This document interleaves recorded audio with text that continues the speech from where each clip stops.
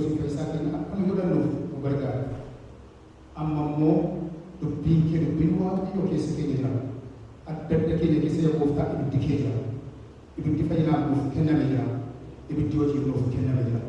Maqaa gooftaa Yesuus Kiristoosiin galgala kana dubbii kee yeroo dhageenyu ibiddi waaqayyoo jireenya keenya irratti haa haara'u. Maqaa Yesuus Kiristoosiin ibiddi waaqayyoo saba kana irratti kan haara'e haa ta'u. Jireenya saba kana irratti kan haara'e haa ta'u. Laphee saba kana irratti kan haara'e haa ta'u. Maqaa gooftaa Yesuus Kiristoosiin sagalee kee dhageenyu kanaan yaa waaqayyo gooftaa dhugumaan yaa gooftaa guyyaa tokko nutti dubbatte yaa waaqayyo sagaleen kee ergaan kee kakuun kee maqaa Yesuus Kiristoosiin jireenya tokko keenya irratti kan haara'e haa ta'u. Maqaa gooftaan kan haara'e haa ta'u. Dubbii kee kanaan yaa waaqayyo akkuma yeroo darbe dhageenye maqaa Yesuus Kiristoosiin walitti fufiinsaan yaa waaqayyo gooftaa iddoon aarsaa keenya iddoo waaqeffannaa keenya yeroo hundumaa yaa waaqayyo gooftaa haara'ee fudhate bakka jiraatu maqaa gooftaa Yesuus Kiristoosiin anaaf saba kana ati gargaari. Ayyaanni kee nu wajjin haa ta'u. Dubbiin kee gara keenya haa dhufu. Wanti dubbii kee nurraa yaa gooftaa dhowwu humni hamaan humni diinaa humni seexanaa yaada qalbii keenya kan irra eegu maqaa Yesuus Kiristoosiin nurraa kan ifatame haa ta'u. Maqaa Yesuus Kiristoosiin nurraa kan ifatame haa ta'u. Ayyaanni kee nu haa gargaaru. Nutti dubbadhu. Nummoos keenyaa nu gargaaru. Maqaa gooftaa keenya Yesuus Kiristoosiin ameen. Nooraa fadhaa. Ibiddi iddoo aarsaarraa ittuma fufee haboo ba'u malee hin dhaaminii dubbii jedhu as keessatti akkuma asirratti hime irra deddeebi'ee dubbata. Dubbii kana kan dubbatu Waaqayyotu Museetti dubbata. Museen immoo Lewoota Arooniif ilmaan isaa warra ta'an isaanitti dabarsee dubbata. Yeroo dubbii kun itti dubbatame immoo yeroo sabni Israa'el biyya Misrii ba'anii Siinaa lafa jedhamu barahaa ga'anii barahaa sana keessatti immoo Waaqayyo saba sanaa fi iddoon waaqeffannaa akka ijaaramu keessatti godoon waaqeffannaa akka ijaaramu saba sanaa fi gurguruu isaaniitiin godoon waaqeffannaa akka ijaaramu yeroo Waaqayyo abboomeedha. Seera boqonnaa 35 irraa kaanee yoo ilaalle Waaqayyo saba Israa'el ergi gara Siinaa biraan ga'e booda gara Siinaa irratti achi kaasee waaqeffannaan saba isaanii bifa akka godhatuuf Waaqayyo bifa itti gochuusaa agarra. Bifa itti godhe yonnaa laattanii achi keessatti luboonni adda ba'anii hojii Waaqayyootiif akka isaan ta'aman agarra. Tajaajila adda addaa irratti warri geggeessanis geggeessummaa adda addaatiif akka isaan ta'aman agarra.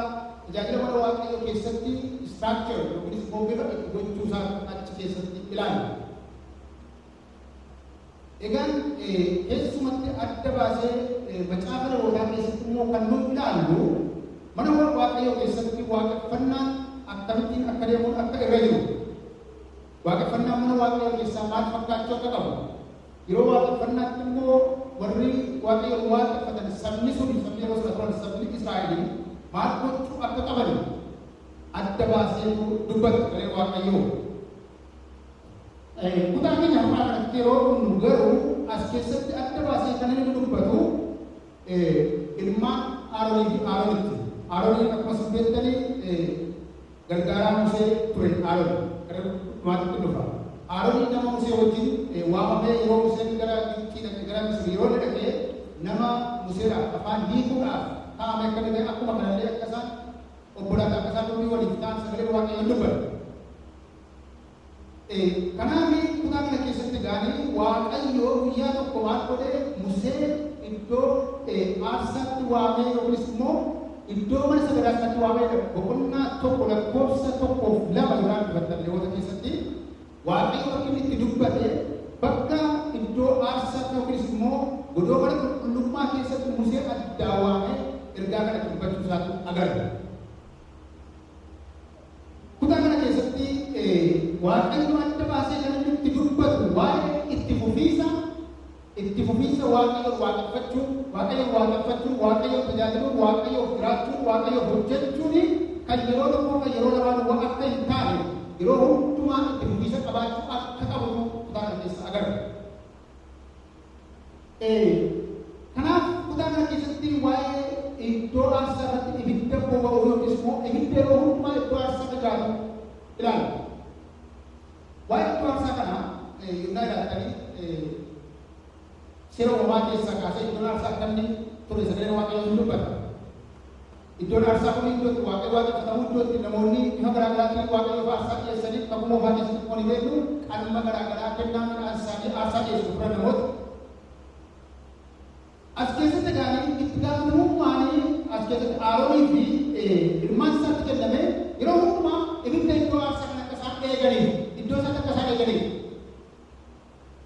Inni kun tarii yeroo sana warra tajaajila hawwaman waan kennamee wantoota adda jechuu dandeessu sagaleen waaqayyoo kan jedhu garuu iddoo aarsaa hundumti keenya iddoo aarsaa mataa keenya eeggachuudhaaf yeroo hundumaa iddoo aarsaa waaqayyo nuuf dhaabe kan mataa keenya kan dhuunfaa keenya eeggachuudhaaf itti gaafatamummaan jalqabaa nu akka ta'e sagaleen waaqayyo dubbata. Itti gaafatamummaa jalqabaa wali kaan boodee. Kanaaf kutaa kana keessatti ibiddi iddoo aarsaa ittuma fufee haboo ba'u maleessa hin aaminiin hin aamin iddoo aarsaa.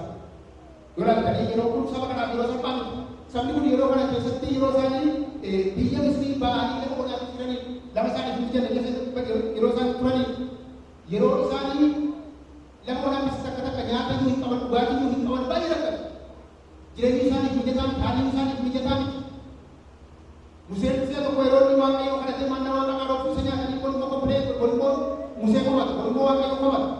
Jireenyi isaaniif mijataa miti. Haala isaaniif hin mijanne kana keessatti waaqayyoo iddoon aarsaa keessanii yeroo hundumaa haa eegamu. Iddoon aarsaa keessanii yeroo hundumaa kabajaan eegamuu qaba. Yeroo hundumaa ibsaas kanaaf ibsitan yeroo hundumaa ifee taa'uu qaba. Waaqeffannaan kanaaf qabdu yeroo hundumaa jiraachuu qaba jedhee waaqayyo isaaniif dubbata. Waaqayyo saba isaanii yeroo biyya Misrii baase maal jedhee baase? Sabni kun dhaqanii maal akka godhaniif saba koo maal jedhee waaqayyo? Sabni koo akka isaan dhaqanii naaf hojjetanii fi saba koo waan naa godhe saba koo naaf gadhiisi. Sabni Israa'el kan isaan biyya Misrii ba'anii yookiis immoo biyya Gibxiitii mana garummaatti kan isaan ba'anii fi sababni isaa tokkoof tokko inni immoo maal inni waaqayyo waaqeffachuudhaaf waaqayyoof jiraachuudhaaf waaqayyo tajaajiluudhaaf amma koo hin irraa qabu ta'e waaqayyoon baasa. Waaqayyoo anaaf isiniif kan inni fayyise anaaf isiniif kan inni waame sadarkaa jalqabaatti akka isa waaqeffannu mitire ani kan hin fayyee waaqayyo waaqeffachuudhaaf isinis kan isin fayyidan waaqayyo waaqeffachuudhaaf inni taanu waaqayyo waaqeffachuu taane immoo isa tajaajiluudhaaf isa kanatti hin dhumna. Kanaaf kutaa kana keessatti sagaleen waaqayyoo ibiddi iddoo aarsaarra jiru yeroo hundumaa itti fufee boba'uu qaba. Amma takka takka jireenyi biyya lafaa kun bu'aa bahii qaba waan ta'eef jireenyi biyya lafaa kun yeroo baay'ee mijatu waan ta'eef iddoon aarsaa keenya takka takka sirriitti eegamaa miti. Waaqeffannaan keenya takka takka sirriitti eegamaa miti. Waaqayyo wajjin hariiroo tokko takka takka eegamaa miti. Biyya lafaa keessa jiru dadhabina baay'ee qabna waan ta'eef garuu sagaleen waaqayyoo yeroo hundumaa iddoon aarsaa keenya yeroo hundumaa akka inni eegamu kufaatee baay'ee naa jiraata iyyuu dadhabbii baay'ee naa jiraata iyyuu deebinee haaressinee waaqayyo wajjin hariiroo keenya akka itti fufnu adeemsa keenya akka itti fufnu sagalee waaqayyo dubbata waaqayyo waa gargaara. Kanaaf kutaa kana keessatti waaqayyo akkasitti jedhe saba kanaan ilaala biyya Misrii baatanitti lafa onaa keessa jirtu amma iddoo aarsaa isiniif qopheesseera duratti waaqeffatan isiniif qopheesseera godoo qulqullummaa isiniif qophaa'eera.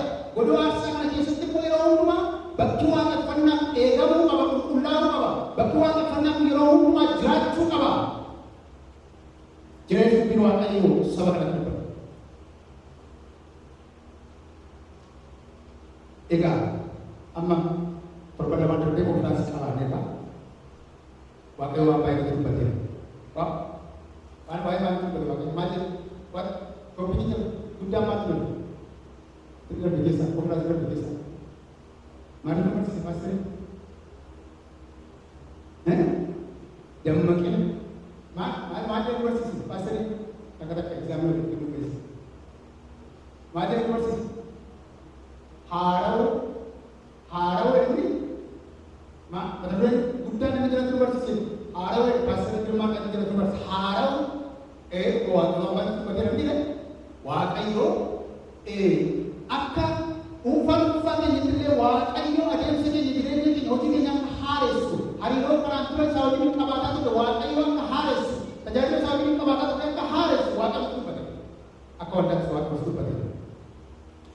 Egaan kutaa harkaa kana keessattis dubbiin waaqayyo kan inni jedhu Aroonii fi ilmaan isaanii iddoo aarsaa kana akka isaan eeggataa dubbatan jarri kun maal gochuu qabu tokko qonnaa dhaabbatanii iddoo aarsaa kana eeguudhaaf yeroo hundumaa iddoo aarsaa kana naannoo isaa qulqulleessuu qabu akka jedhu daaraa aarsaadhaaf dhiyaate qalli dhugamu yeroo dhugamu aarsaan yeroo dhiyaatu daaraatu jira yeroo qabu daaraatu jiramni daaraatu bu'amni akka abiddi yeroo hundumaa o'ee jiraatu maal godhi daaraa kanarraa qulqulleessee waaqayyo ibiddi inni waaqayyo keessa keenya kaa'ee yeroo hundumaa akka inni o'ee jiraatu fi saaxoon irraa qabu jira waaqayyo waa gargaaru saaxoon baay'ee jira biyya lafaa keessa saaxoon mataa keenya ofitti fidu baay'ee jira biyya lafaa kana keessa ofii keenya wanti ofitti fidu saaxoo baay'ee jira rakkina baay'ee jira karaa gargaaraan immoo biyyi lafaa kan nuti fe'u saaxoo baay'ee jira jireenya kan nuti fe'u saaxoo baay'ee jira